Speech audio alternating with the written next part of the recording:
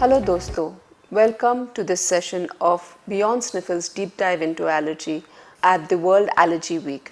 Today we have a very eminent doctor, Dr. Sitesh Roy, a US board certified allergist, immunologist and asthma specialist to take us through this journey.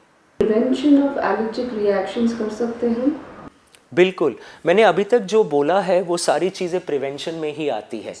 जैसे for example अपनी दवाइयाँ लेना, taking your medicines on time, आपको doctor से visits करना, doctor के साथ visit करके आप जो वो रेकमेंड कर रहे हैं, जैसे अगर किसी को अस्थमा है तो लंग फंक्शन टेस्टिंग या स्पायरोमेट्री बोलते हैं, वो करने से, ट्रैक करने से पर्सन अपने घर पे अपने पीक फ्लो मीटर्स आते हैं, वो मॉनिटर करने से पर्सन अटैक्स को प्रिवेंट या पहले से उनको पूर्वानुमान हो सकता है कि अब ये होने वाला है और उसकी ट्रीटमेंट ज़रूरी है।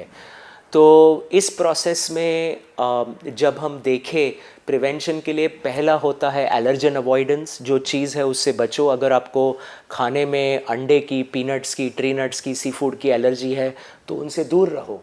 ओके। सेकंड होता है मेडिकेशंस, जो प्रिवेंटिवली अगर आप अपने इन्हेलर्स या अपने नेज़ल स्प्रेज या अपनी गोलियां बराबर से लो तो आपको तकलीफ़ नहीं होगी फिर।